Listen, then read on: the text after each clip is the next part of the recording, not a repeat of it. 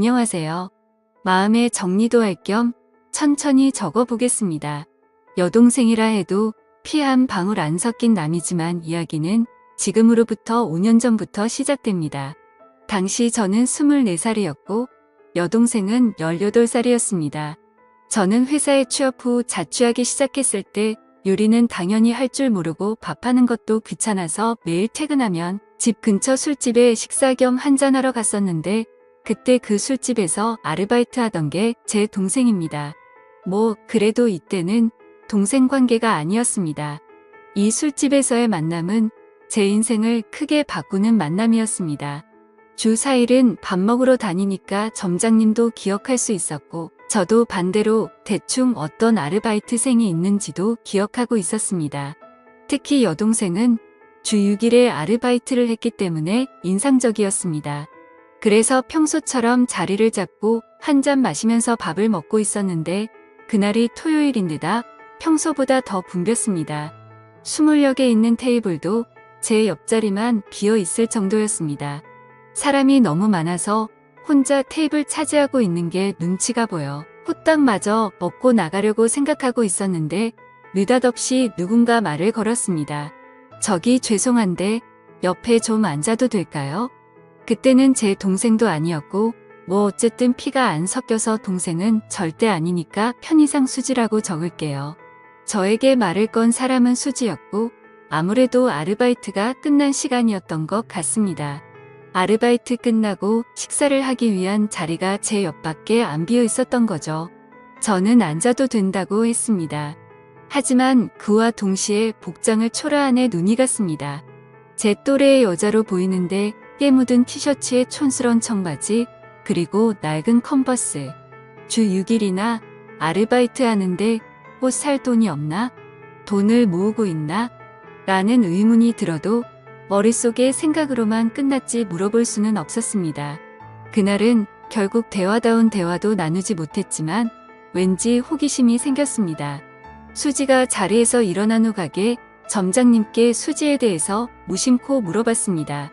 수지 씨는 뭔가 학비라도 모으고 있어요? 훌륭하네요. 나이도 젊은데 왜 그렇게 생각해? 아니 올 때마다 항상 아르바이트를 하고 있고 옷도 잘 안 사 입는 것 같아서요. 아니 쟤는 집안 사정이 많이 복잡해. 사정이 많이 딱해. 그래서 안타까워서 아직 고등학생이지만 아르바이트 쓰는 거야. 아 그래요? 고등학생인데 참 대단하네요. 반했어?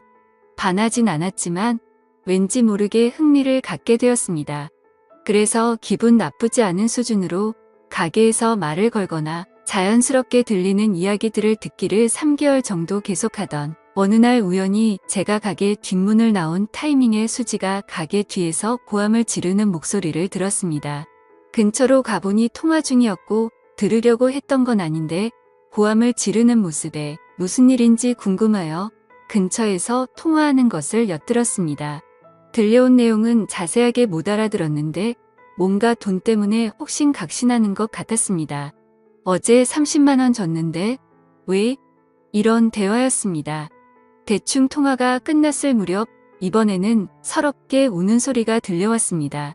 자주 봐서 친하다고 착각한 저는 그 순간 무슨 일인지 몰라도 도와주지 않으면 안 된다는 생각에 용기를 내서 말을 걸었습니다. 밤늦은 시간에 가게 뒤에서 울고 있는 여자에게 양복 입은 직장인이 말을 건네는 건 이상한 모습으로 보이겠지만 그런 건 개의치 않았습니다. 무슨 일 있어요? 수지는 눈물을 너무 많이 흘렸는지 눈을 동그랗게 뜨고 있었습니다. 왜요? 누가 돈 빌려달래요? 아니에요. 남에게 말할 건 아닌 것 같아요. 괜찮아요. 에이, 괜찮아요. 남이지만 말해도 돼요. 저한테 말하고 나면 기분이 좀 풀릴 수도 있어요. 수지는 고개를 숙이면서 띄엄띄엄 자신에 대해서 이야기하기 시작했습니다. 아버지는 없으시고 어머니뿐인데 집에 정말 돈이 없는데 어머니는 전혀 일하지 않으시고 수지가 번 돈으로 생활을 하고 계신다는 겁니다. 나라에서 나오는 돈이 있으면 그 돈으로는 사치를 하시고 생활비는 전부 수지가 드리는데도 불구하고 어머니는 돈이 떨어지면 수지한테 전화해서 막말을 하셨다고 합니다. 그래서 정말 못 사는 동네에서 겨우겨우 살고 있는데 최근엔 전기세랑 가스세도 못 내고 있어서 힘들어서 울었다고 하더라고요. 얘기를 들으면서 저도 모르게 눈물이 났습니다. 저는 얘기를 다 듣고 제 지갑에 있는 돈을 모두 꺼내 수지한테 줬습니다. 수지는 절대 못 받는다고 했는데 저는 그냥 막무가내로 줬습니다. 언제든지 괜찮으니까 갚을 수 있을 때 돌려달라고 했습니다. 그래도 수지는 계속해서 거절을 했습니다. 괜찮으니까 받아요. 나중에 못 갚더라도 상관없으니까 받아도 돼요. 돈 안 갚는다고 겁주는 그런 사람 아닙니다. 이 말을 듣고 되게 고마워하며 제가 준 돈을 받았습니다. 그 후 수지를 집에 데려다주고 연락처를 교환했습니다. 수진의 집은 정말 비바람만 겨우 막을 수 있을 것 같은 아주 오래된 주택이었습니다. 그걸 보고 저는 울컥하는 기분이 들었습니다. 돈은 2주 뒤에 돌려줬습니다. 저는 무슨 일이 있을 때마다 수지를 신경 썼습니다. 아르바이트만 하니까 공부가 소홀해진 건 아닌지 그런 생각이 들어서 가르쳐 주거나 집에 안 쓰는 물건 같은 것도 주고 했습니다. 고등학생과 사귀는 사이거나 그런 건 절대 아니었고 친구처럼 꽤 친해져서 제 집에도 자주 들락날락했습니다. 알게 된 지 1년 정도 지난 시점에는 살이 빠져서 안색도 별로 안 좋아 보였던 애가 누가 봐도 건강하게 보일 정도로 살도 붙었습니다. 예전에 저를 만나기 전에는 아침 점심 거르고 하루에 한 끼 먹는 게 전부였다고 했습니다. 상상만 해도 또 눈물이 나네요. 그래서 저는 제 집에 놀러 올 때면 먹고 싶은 거 항상 사주고 아르바이트 끝나면 배가 찢어지게 먹을 수 있도록 해줬습니다. 그러다 수지가 고등학교 졸업이 얼마 안 남을 무렵에 한밤중에 저에게 전화를 했습니다. 상당히 동요하는 목소리였고 숨을 제대로 못 쉬는 것 같았습니다. 통화로는 대화가 어려웠고 결국 저는 수지의 집으로 향했습니다. 집에 도착하니 수지가 나왔는데 눈물 범벅인 얼굴과 토사물이 얼굴과 옷 여기저기에 묻어 있었습니다. 천천히 진정시키고 무슨 일이냐고 물으니 어머니께서 갑작스레 심장마비로 술집 화장실에서 쓰러졌다는 겁니다. 계속 눈물만 흘리고 어쩔 줄 몰라 하는 수지를 데리고 어머니께서 옮겨진 병원으로 함께 갔습니다. 병원에 도착하자 이미 어머니께서는 안치소 같은 곳에 있었습니다. 같이 술을 마셨던 것 같은 아저씨가 거기에 있었습니다. 화장실에서 멀리 볼 때 심장마비를 일으켰나봐 수지는 계속 울었고 저도 어떻게 해야 할지 몰라서 저는 그냥 나왔습니다. 근데 그때나 지금이나 저는 깊이 생각을 안 한다던가 제멋대로인 면이 있는 건 알고 있지만 수지 어머니께서 쓰러지셨다고 했을 때 차라리 이게 잘 된 게 아닐까 생각했습니다. 지금까지 수지를 괴롭혔고 수지도 자유로워질 수 있다고 생각했거든요. 하지만 수지는 효도를 못했다던가 자기가 신경 쓰지 않았기 때문에 죽었다면서 흐느끼어 울었습니다. 확실히 자기를 힘들게 했던 사람이라도 유일한 가족이었기에 어머니를 잃은 수지의 슬픔은 깊었습니다. 그 후 장례식이니 뭐니 하는 것은 어머니의 형제간에 거행하게 된 모양이었습니다. 그 장례식에서 앞으로 수지는 어떻게 해야 할지에 대해서 형제들끼리 대화를 나눈 것 같은데 일단 미성년자이니까 누군가가 수지의 양치권자가 되어야 하는데 아무도 맡으려고 하지 않았습니다. 다들 모르는 척 곤란한 척 하기 바빴습니다. 정말 가족이란 게 뭘까 하고 속상했습니다. 고등학교를 졸업하면 취직해서 독립할 거고 미용사가 되고 싶다고 딱 한 번 말한 적이 있었는데 하고 싶은 것을 할 수 있는 환경에서 꿈을 이뤘으면 좋겠다는 제 바람과는 달리 잘 안 될 것 같아 보여서 슬펐습니다.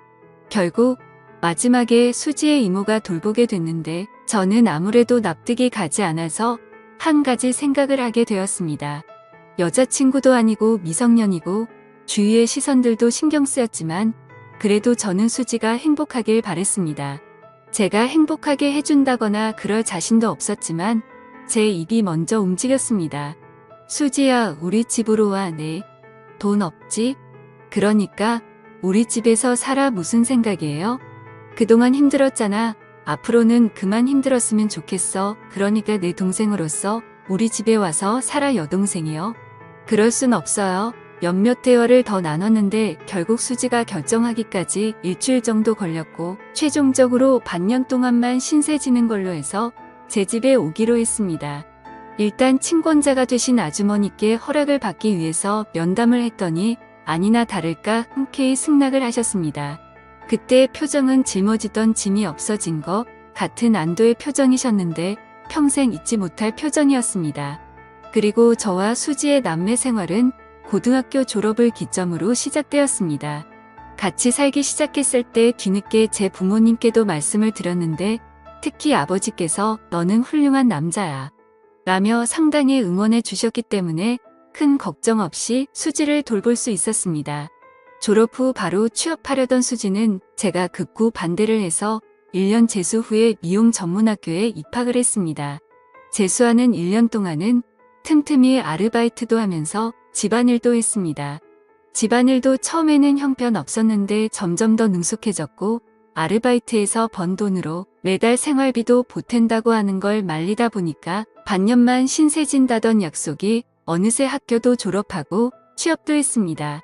처음에는 촌스럽게 차를 입었었는데 정말 예쁜 여자가 돼서 학교 졸업식에서 신세진 사람에게 메시지를 전하는 자리에서 다들 부모님이나 선생님을 얘기했는데 수지만 혼자서 탱탱씨 고맙습니다 하면서 메시지를 읽는데 눈물이 핑 돌더라고요. 처음에는 다음 달에 꼭 저에게 신세진 거 갖고 나가서 살 거라는 게 말버릇이었는데 언제부턴가 조금만 더 지내도 될까요? 라는 게 말버릇이 되어 있었습니다. 그런 애매한 관계를 결국 계속해서 지금에 이르렀는데 최근에 수지가 우리의 관계를 확실히 하고 싶다는 말을 했습니다. 저는 20대를 거의 수지에게 바쳤고 여자로서 의식하지 않았다고까지는 말할 수 없지만 우연히 손이라도 스치면 수지는 겁을 먹는 듯 했었고 처음 2년 동안은 돌아가신 어머니한테 원망받는다고 밤이면 밤마다 울고 불고 최근 1년 동안은 화가 치미는 일도 많았습니다. 그래도 언제부터 좋아했는지는 모르겠지만 행복하길 바라는 여자를 평생 행복하게 해주기 위해 프로포즈를 위한 반지를 샀습니다. 그리고 오늘 처음으로 만났던 술집에서 프로포즈를 했습니다. 상대도 어렴풋이 눈치는 채고 했었겠지만 실제로 프로포즈를 하니 펑펑 울면서 숨쉬기도 힘들어해서 대답이 좀처럼 돌아오지 않아 매우 초조했습니다. 나와 함께 끝까지 있어줄래? 지금까지 5년 동안 같이 있었는데 앞으로 10년, 20년 나와 함께 있어줄래? 닭똥 같은 눈물을 펑펑 쏟아내기 시작하는데 아르바이트생들 총출동해서 축하해 주려던 점장도 너무 소란스럽고 대답이 돌아오지 않아 초조함이 극에 다다를 때 진정이 된 수지가 그동안 너무 불안했다고 얘기를 하기 시작했습니다. 지금까지 너무 무서웠어요. 언젠가 헤어져야 하는데 계속 생각은 하는데도 신세는 계속 지고 있으니까 눈치 없이 민폐를 끼치는 건가 싶고 또 저 때문에 청춘을 망치신 것 같았어요. 그러니까 제가 아무리 좋아해도 좋아한다고 말하면 안 된다고 생각을 했어요. 엄마는 힘들게만 살다가 돌아가셨는데 나만 이렇게 행복하게 살면 못된 거라고 생각을 했어요. 눈물 범벅된 얼굴로 흐느끼며 여자로 안 보는 것 같아 괴로웠다는 등의 얘기 끝에 프로포즈를 받아줬습니다. 집으로 돌아오는 길에도 울었는데 집에 도착해서는 너무 늦게 프로포즈했다며 저에게 화도 냈습니다. 돌이켜보면 정말 그날 수지에게 말 걸어서 다행이라고 진심으로 생각합니다.